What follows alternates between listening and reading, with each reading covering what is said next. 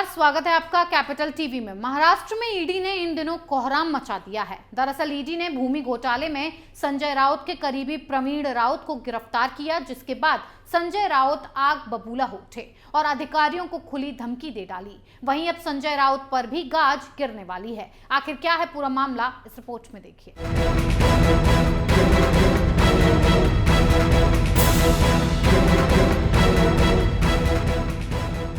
महाराष्ट्र में जमीन घोटाले में ईडी ताबड़तोड़ कार्रवाई कर रही है। इस बार गाज संजय राउत के करीबी प्रवीण राउत पर गिरी, जिससे संजय राउत आग बबूला हो उठे और अधिकारियों को ही धमकी दे डाली। शिवसेना नेता संजय राउत ने कहा कि उन्हें किसी एजेंसी से कोई डर नहीं है।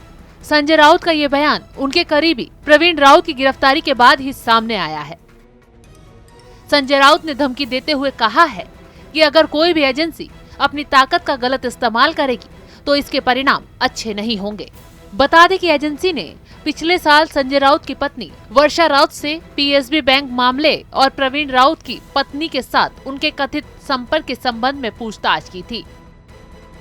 और अब अपने करीबियों पर हुई कार्रवाई के बाद संजय राउत ने कहा है कि ईडी को रेड मारने दीजिए, मैं उनका स्वागत करता हूं। बस झूठ मत बोलिए। अगर कोई एजेंसी राजनीतिक लक्ष्य प्राप्त करने के लिए झूठ बोलती है तो उसे इसके परिणाम भुगतने होंगे।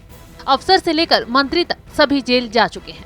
बता दें कि 2 फरवरी को ईडी ने महाराष्ट्र के कारोबारी को 1034 करोड़ रुपए के भूमि घोटाले से जुड़े धन शोधन के एक मामले में गिरफ्तार किया। इस घोटाले का संबंध मुंबई में चौल के पुनर्विकास से है।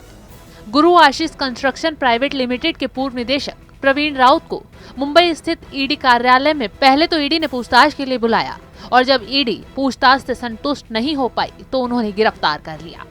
ईडी ने बताया कि राउत को मुंबई की विशेष धन शोधन निरोधक अदालत में पेश किया गया, जिसने राउत को 9 फरवरी तक ईडी की हिरासत में भेज दिया है।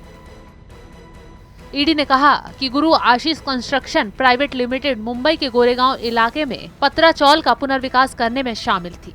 आगे इसमें यह भी कहा गया है कि राउत धन शोधन के अपराध में संलिप्त पाया गया और धन के स्रोत और हेराफेरी का पता लगाने के लिए उसे गिरफ्तार किया गया है। दरअसल Maharashtra housing area development authority की 47 एकड़ जमीन पर चौल में 672 किराएदार थे। ईडी ने कहा कि कंपनी ने चौल को फिर से विकसित करने के लिए किराएदारों और महाड़ा के साथ त्रिपक्षीय समझौता किया था। प्रवीण राउत, राकेश कुमार वधावन और सारंग वधावन गुरु आशीष कंस्ट्रक्शन प्राइवेट लिमिटेड के निदेशक थे। उन्होंने 1034 करोड़ रुपए में विभिन्न बिल्डरों को एफएसआई बिना फ्लैट बनाए और अन्य शर्त पूरी किए बिना बेचा था, इसलिए अब उन पर कार्रवाई की गई है। ईडी की कार्रवाई पर संजय राउत लगातार सवाल उठा रहे हैं और अब तो उन्होंने अपने करीबी की गिरफ्तारी के बाद अधिकारियों को धमकी देते हुए कहा है कि अगर कोई भी एजेंसी अपनी ताकत का गलत इस्तेमाल करेगी तो इसके परिणाम अच्छे नहीं होंगे। यानी कि अब संजय राउत को अपने आप पर गाज गिरने का डर सता रहा है, इसीलिए वो लगातार बौखला रहे हैं। इस खबर में फिलहाल इतना ही। बने रहिए कैपिटल टीवी के साथ। जय हिंद।